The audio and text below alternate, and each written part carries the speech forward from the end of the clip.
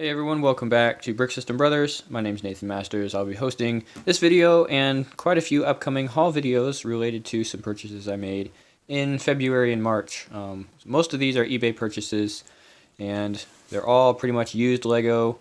A lot of it is mixed in with other non-Lego items, and that's fine to me to buy that because generally I can get it a little bit cheaper, especially if the seller is just trying to, move something along, not really going through anything, just got Lego in, wants to get Lego out. So that's kind of what I look for on eBay.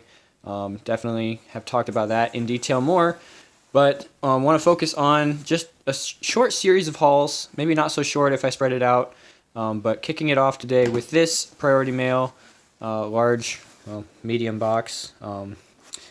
This is kind of a standard box size I find is about right, just in terms of getting enough bulk Lego, especially if it's full of smaller, medium to small loose pieces.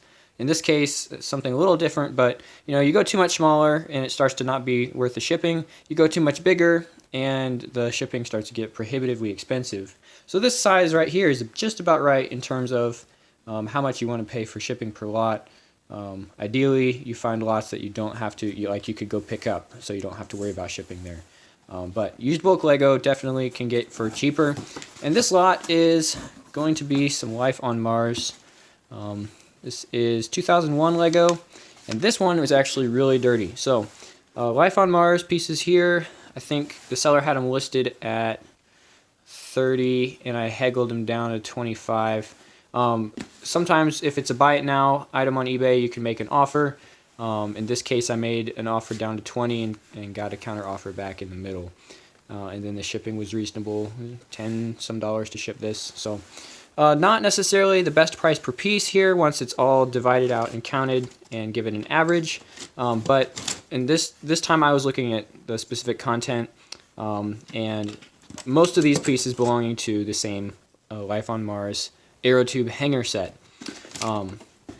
So yeah, let's just unpack this a little bit and see what we got in here. I know this is really dirty. There were some good images on the listing, so I did get a good look at what was here, and I'm not too worried about the dirt because that will clean off with soap and water. Mainly what I'm looking at is these flexible tubes, just making sure those are still in decent condition. I don't think it would take quite a bit to get these damaged beyond repair. Getting stomped on or chewed on. Possibly some ultraviolet light would do some damage to those, but these look like they're okay. And mainly in here is just large sections of pieces. This is the stomper that gives you that initial burst of air. So your tube is going to hook up. These tubes are interesting. They've got a kind of a divot running the length of them, so they are directional there. I don't think there's any of the Martian figures in this lot. I think this was just large blocks of the set put together.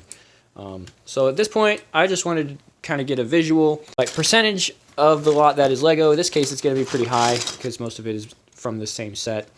And then for this particular lot, since it is all based on the AeroTube hanger set, what percentage of the set is present.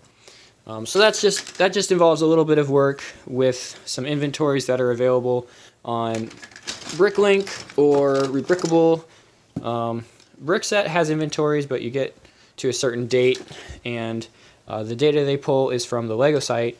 The Lego site doesn't maintain their older set inventories, so through no fault of their own, the inventories on Brickset for older Lego sets are not always the best in terms of completeness. This one is a 2001, like I mentioned, so it's probably going to be worth it to go to Bricklink or Rebrickable to see exactly what I've got here. It's promising so far. There's 3, 4, 5 sections of hose, 6 sections of hose.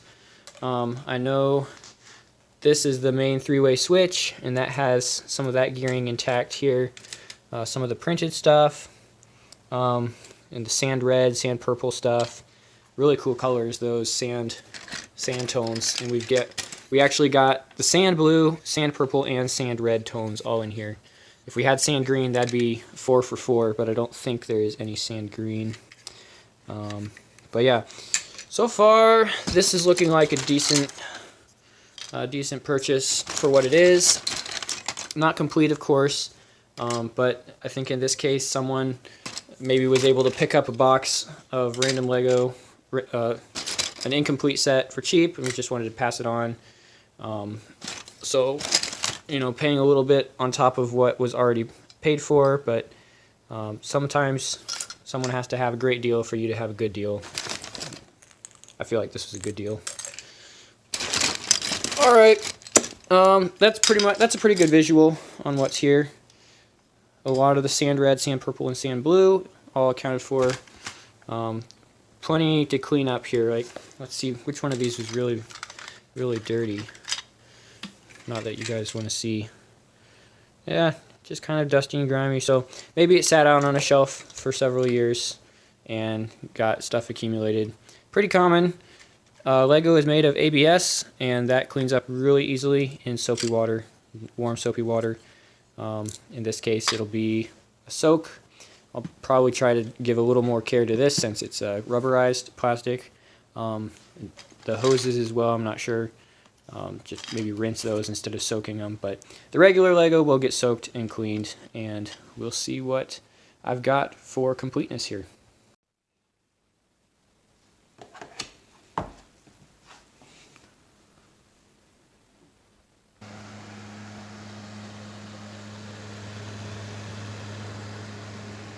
It's actually quite a bit here. Number of sand purple pieces went way up today with this haul. And number of sand red and sand blue got a pretty good boost for sure. Alright, so the hard part is done. I did want to do a little recap of what was all included, but I've gone through, I did the wash, and then I sorted by color. So I've talked about this before. I don't usually sort by color. I really prefer to sort by piece type. But for this particular application, I sorted by color because it's easier to do the inventory this way.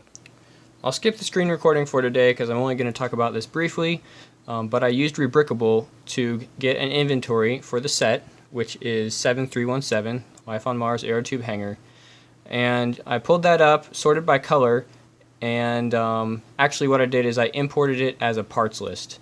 So if I search for the set, 7317, that pulls it up right here, and you can open this up. The default view is the inventory for the set. In this case there are two different ones. I can look at the one that actually includes the minifigs as pieces in the inventory. Doesn't really make a difference because most of the parts are in the main inventory, and it gives you this list of pieces. So what I wanted to do with this was go over here to these options, and you can add sets parts to list. And then it's pretty simple to do this once you know your way around. I included just the normal pieces, and I made a separate list for this lot so that I could go through and kind of do this. It was a little bit of a chore to do the inventory. So I exported this list of pieces, and this is the complete set. So this represents the complete 7317 set.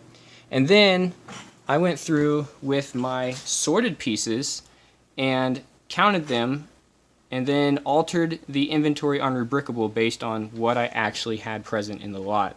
So for the most part, so here is an example, a lot of 2x3 sand red slopes. There are 2 included in the set, and there were 2 included in my purchase. So there was no change to that entry. I just left it as it is. Let's see if I can find that really quick. Right here. The 2x3 sand red slope. So that would be an entry that I just left plain. But for this specific case, the 1x2 sand green slope was nowhere to be found in my inventory. So I actually entirely deleted that entry of the Rebrickable parts list. Basically, you just do that times 500 for all of the pieces in the set. And at the end of the day, I had, I'll pull this up here, 543 of the 709 total pieces in the set for 76.6 set completion. I already knew that the little alien minifigs were not included, so that will go ahead and take care of 20 or so of those pieces. Using that alternate inventory that includes the minifigs. The other thing that was missing that I had kind of was able to tell from the images was the Life on Mars version of the sled.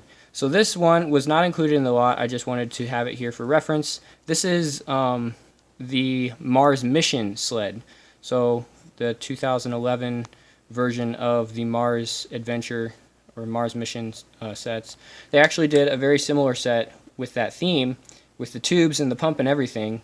It was just the later iteration. So this sled is from that set. It will actually work in the tubes here, but I didn't have any of the sleds from this one. Some of the other stuff that was missing, there's a little robot walker in the set, and none of it was there.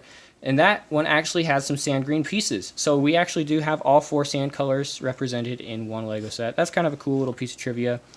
But basically, you know, just going through and doing the work of counting the pieces, building up that inventory. Now the nice thing about having all of this done on Rebrickable with the parts list that I have, let's see if I can go back to this real quick. Yeah, my Life on Mars pieces lot is I can now compare this to the inventory for the set and know exactly which pieces are missing down the road. So right now I kind of have a good idea of it because it's fresh in my mind. But as time goes on, I'll probably forget about which specific pieces were not included. But I have this list.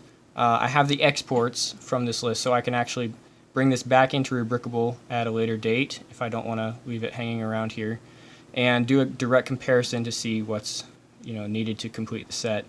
With a 76% of the set here, I'm probably going to wait a while to build it.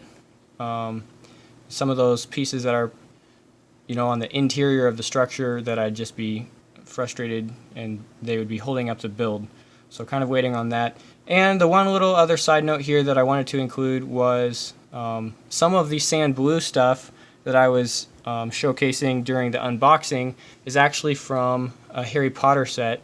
And one of those sections, pre-built sections, was just kind of thrown in the box there. So I ended up with some nice sand blue pieces that aren't really part of the Life on Mars lot, but kind of just a boost for the collection at this point. So, like this piece right here doesn't belong to 7317. In fact, these little 1x1 sand blue plates were exclusive to that Harry Potter set, and I have 2. So that's just another kind of bonus or benefit of buying these incomplete sets that other people might pass up, especially if you have a way to get a good look at what's all included. You might end up with some pretty interesting stuff. Not guaranteed, but in my case it worked out kind of nicely. So that's kind of where this set is at. I also purchased the box, so that might be a different unpacking video, but I now have the original box for this set, and by the time I factor in some of the other pieces in my collection, probably close to 90% of the set here. So I don't think I'll be building it right away, but I do want to tackle it in the future, and much closer to being able to do that now that I have a majority of the parts that were exclusive. So the sand red, sand purple, and sand blue mostly coming in this lot. A couple of sand green stuff to round up. Might end up with those in the future. Might already have some, but really looking at a good portion of the set here, ready to build. I'll probably just pack these away how they are in their sorted out state. I've got this extra Acro Mills bin that I didn't need to put up in my wall section there. So I'll probably just slide these all back in and tuck this into a corner for a little while and have a project for another day. So that's how this one ended up. A couple other ones coming up to look at just in terms of what I've been buying on eBay. So stay tuned for those. But thanks for watching this one, guys, and we'll see you around the channel.